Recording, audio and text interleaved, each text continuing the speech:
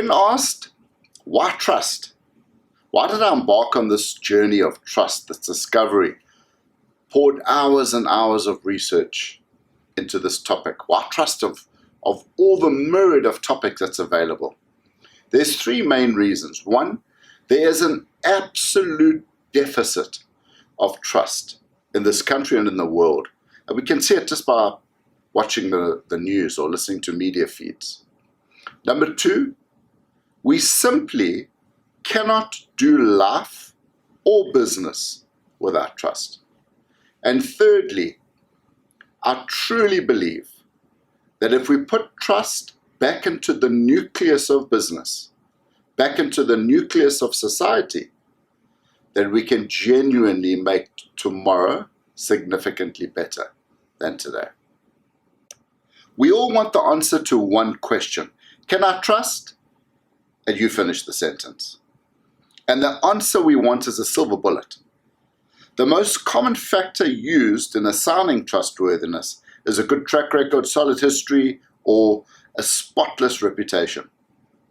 However, reputation only holds water in trustworthiness when the conditions are identical, or at least very, very similar. We subconsciously and continuously weigh up short-term versus long-term trade-offs in our mind whenever we make trust decisions. The short-term gratification or the denial of this in favor of long-term reward. When potential losses are reduced, but more significantly, when rewards become powerful, massive, and extremely attractive, we certainly put reputation under a great deal of pressure and will definitely be tested. This seems to suggest that everyone has a price, even if we are currently unaware of it. What we are now sure of is that reputation alone is not a credible indicator of trustworthiness. So does reputation count for naught? Not at all. Reputation is important. So let's have a look at an example that you might find a bit amusing.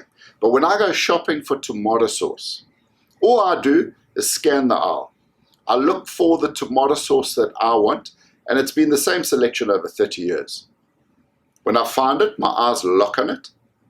I reach for it, I grab it, and I put it into my trolley, and I walk away.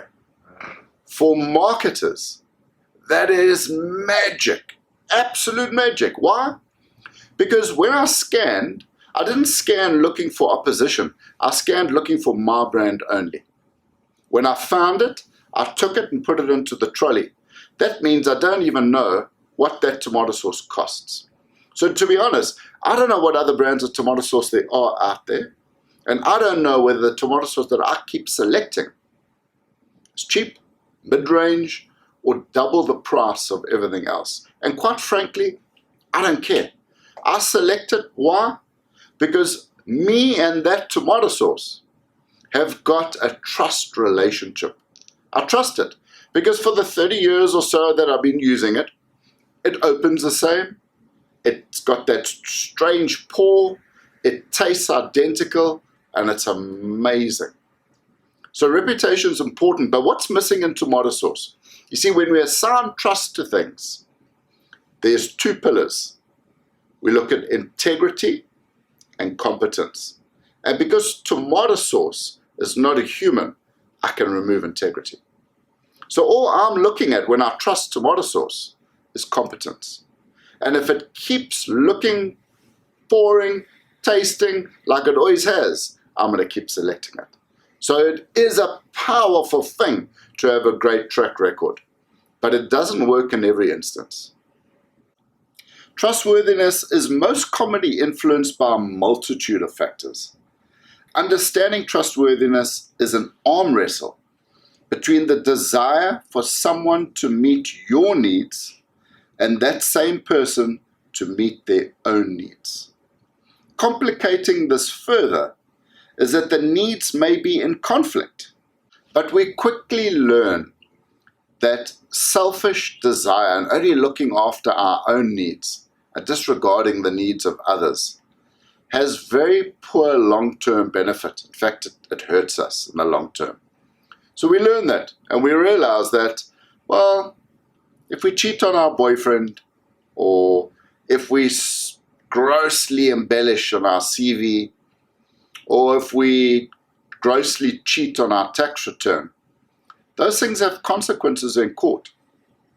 I think finding your next boyfriend is going to be a very tough proposition.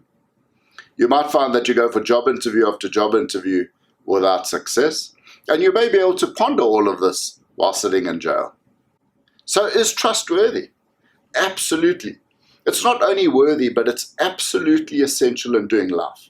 Look at your relationships with your spouse, with your friends. Two great relationships, two great sets of relationships. What do they require at their pinnacle? They require trust. We can't do life without trust, because we can't do life without relationships.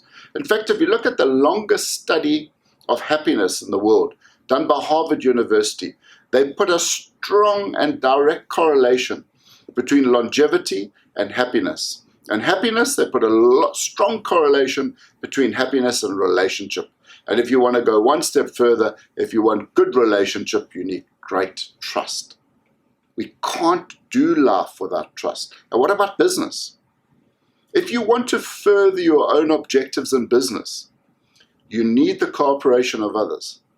In business, we can take that a step further and say, once we know what we want to do, we want to get to the how we're going to do it, we need more than cooperation. We need the co-creation of others. People working with us with the same vision and goal, trusting each other, trusting the vision to move towards something better.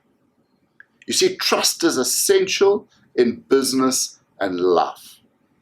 But because we need others, it opens up this little door, this tiny little gap. Because we need others to do life and to do business, it implies that needing somebody else leaves us a little bit vulnerable.